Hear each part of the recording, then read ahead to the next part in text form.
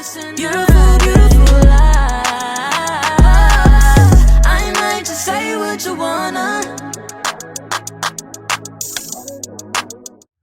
What it do, y'all? I'm J Maxwell. Welcome back to my channel. This is J Max Reacts, and today I'm watching the video that just says Nicki Minaj wasn't the only female rapper winning from 2010 to 2016. This is by I'm Just Saying. I just watched another one of the videos, I think a week or so ago, and somebody asked me to watch more content, and then this one came through like a day or so ago. But disclaimer, before we get into this, let me do some housekeeping. If you're new to this channel, and if you're not new to this channel, y'all know I try to be very unbiased, try to be neutral when it comes to this. I understand everybody has their faves. You know, you might stand somebody.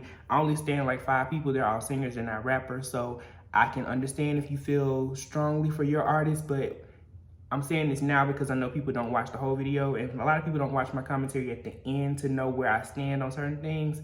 But, you know, just keep it positive in the comment sections. Don't drag me because you don't like somebody in the video or the content that I'm watching. If you don't like the content I'm watching, please feel free to move on to the next video. I promise it won't hurt my feelings.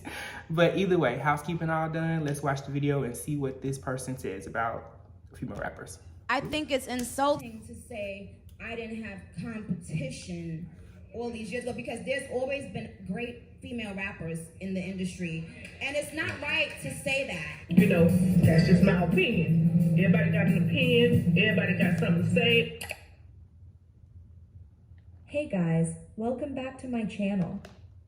So, today I'm going to be speaking on the female rappers who are doing their thing between 2010 to 2016, the time that people like to call Nicki Minaj's reign in female rap.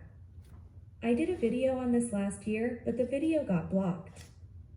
Latto did an interview recently, and she said that Nicki was the only female rapper out for a long period of time. A lot of people like to say that when it is simply not true. Okay. Yes, she made it the biggest, and yes, she took female rap to places no one had ever taken it before. But to say she was the only girl out is disrespectful to the other girls who were also out doing their thing. Despite what many people think and say, there were lots of female rappers winning. So I'll be speaking on a number of female rappers who were out during that time and speaking on their success. But just before I do, I want to read a comment that I read out in a previous video. I just love what this person wrote. So let's take a look at what they said. I hate when y'all say Nicki had no competition or that she wanted to be the only female rapper out. Krayshawn and M.I.A. in 2011, Azealia Banks and Angel Hayes in 2012, Iggy Azalea in 2013 and 14, Dej Loaf, Dreezy, Rhapsody and Missy Elliott's comeback in 2015, and y'all had Young M.A., Cupcake and Remy Ma in 2016. Nicki had competition every year, but y'all gave the girls 1 or 2 hot singles, then let their albums flop. Y'all had choices. It's not Nicki's fault y'all weren't supporting them. Yup. I love that comment. It's true, Nicki has always had competition, but y'all weren't supporting them, and that's not Nicki's fault. Right, there we go. But enough of all of that. Now it's time to speak about some of those female rappers. I won't be listing every little thing, but I'll be speaking on each of them for about a minute. Let's start off with Azealia Banks. Sometimes all it takes is one song, and for Azealia, that was 212. Even before that song, she was already performing around the world, playing festival stages from Coachella to Reading. And between 2012 and 2013, she pulled in over $1 million from doing live shows. Whilst making a name for herself, she was bagging awards like Best Single and Most Promising Artist. She caught the eye of many and landed the opportunity of working with A-listers like Lady Gaga and Kanye West. But due to controversy, it didn't happen. She released her studio album, Broke with Expensive Taste, 2 years later. The album was a huge success for her, reaching the 30th position on the US Billboard 200. It also entered the charts in various other countries. And in 2015, Azealia covered Billboard magazine. That's just a few of the things Azealia managed to do. But Nicki was the only one out, right?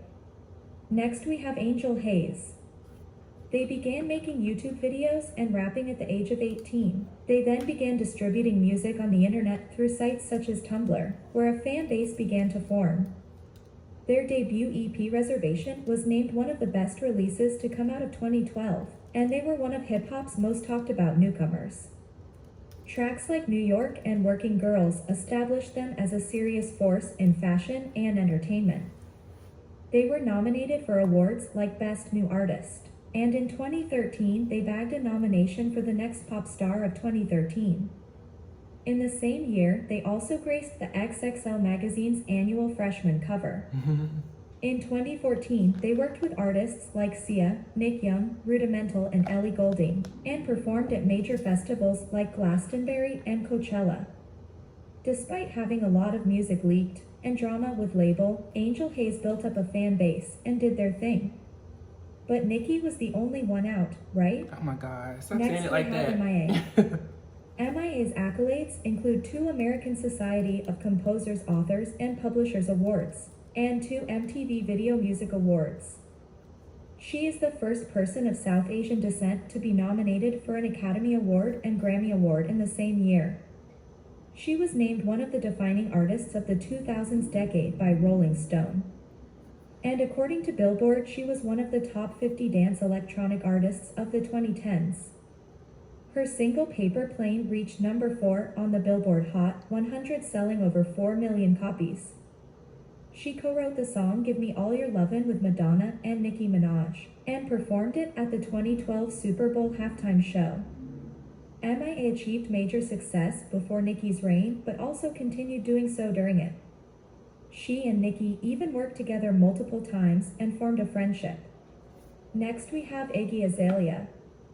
Between 2013 to 2015 in particular, you couldn't go anywhere without hearing Iggy. She has nevertheless become one of the most successful female rappers of recent times. In 2014, she followed in the footsteps of the Beatles, as the only artist to rank at number 1 and 2 simultaneously on the Billboard Hot 100 chart. That same year, her debut album The New Classic went to number 3, yielding 4 Grammy nominations. She bagged herself collaborations with artists like Jennifer Hudson, Britney Spears, and Jennifer Lopez. Prior to the mainstream success she gained in 2014, she appeared on the cover of XXL magazine's 2012 freshman class issue, making her the first female non-American rapper to make the freshman list. And in 2013, Iggy was a supporting act on Beyoncé's Australian tour. The things listed are just a smidgen of what Iggy achieved. Say what you want about her, but she achieved a hell of a lot. Next we have Dej Loaf. After the viral success of her track Try Me, and its endless high-profile remixes, she immediately made a name for herself. Even Drake quoted lyrics from the song in an Instagram post. In October 2014, she signed a major record deal to Columbia Records. After signing the deal, she released her second official mixtape Sell Soul, which was given an A by one of the most well-known music critics, Robert Christgau. She rapped on Eminem's song Detroit vs. Everybody, and it was featured on his compilation album in 2014.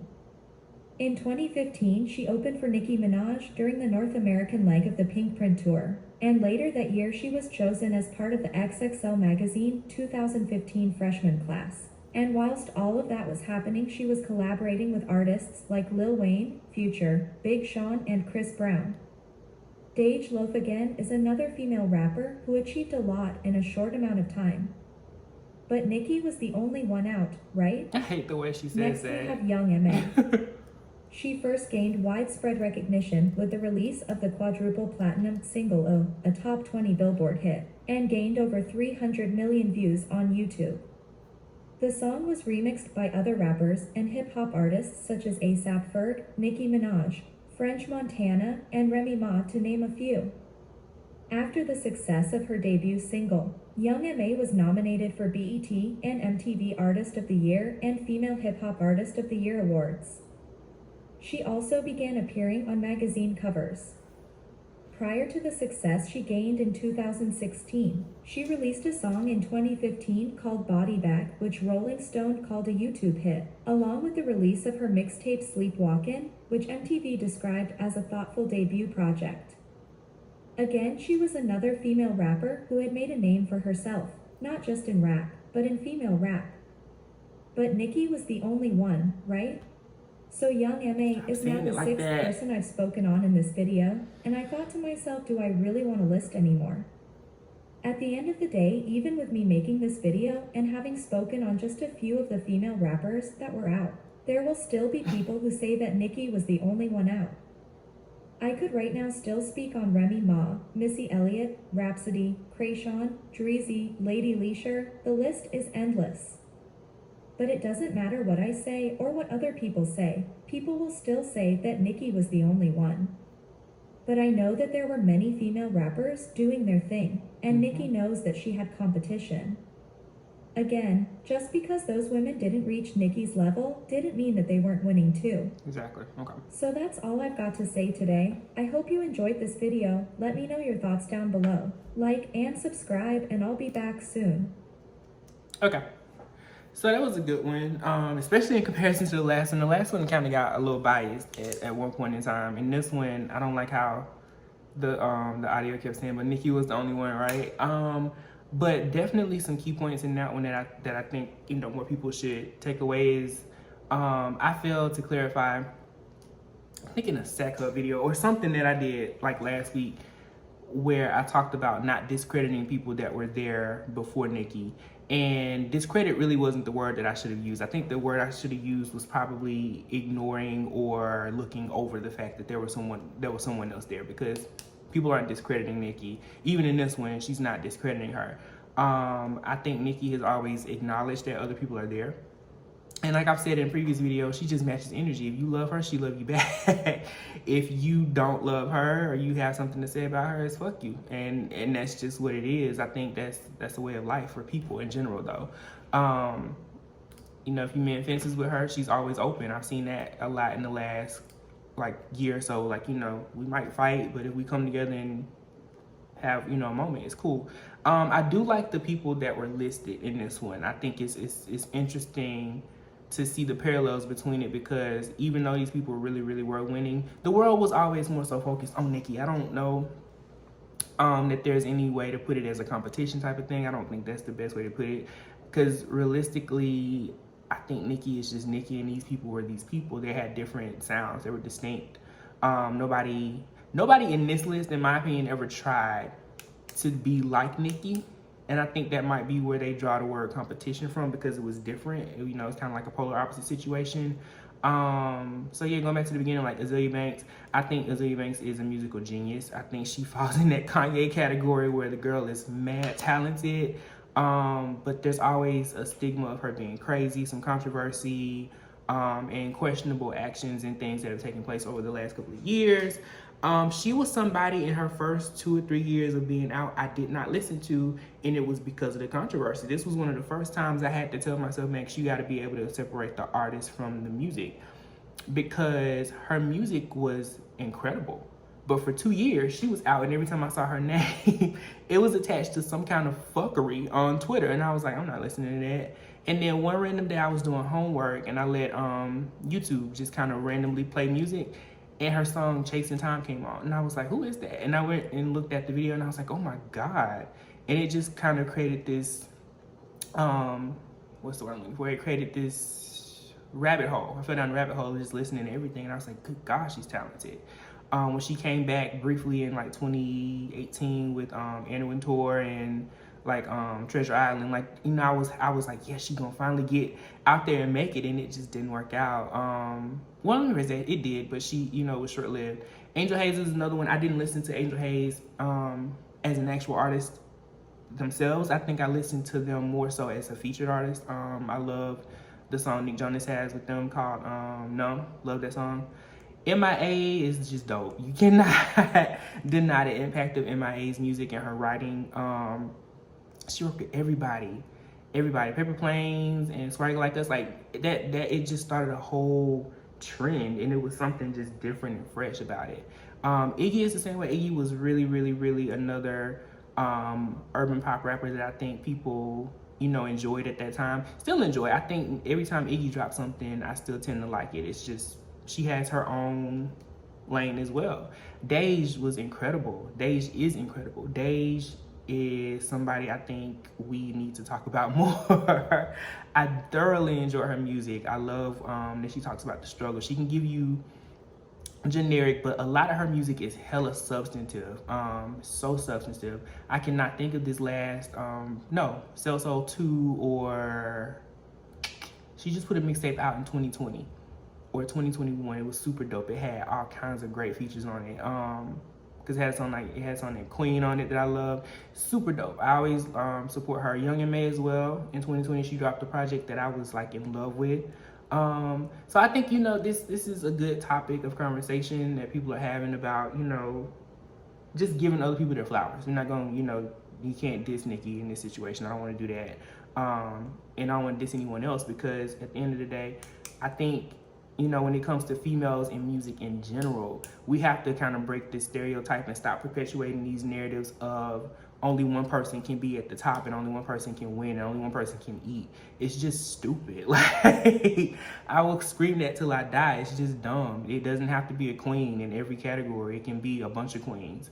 And I think Nicki has preached that for years, and people just don't want to see it that way. And that's so stupid. It's so stupid to stand and do that fan base thing where you just, nobody can be as great as your fave, when your fave is looking at them and saying, oh my God, I love them too. So y'all gotta stop that. This was a good one. This was a good one. I like content like this. I've been doing a lot of content like this. If y'all want to see more content like this, make sure you let me know. If you find things that you might say, I want to know what his take is on it, link it to me. No artist is off limits. Even if I don't know anything about them, I'm gonna give you my most honest opinion and commentary on it. And yeah, until next time, let me know what you thought about this one. Comment, like, subscribe. Peace.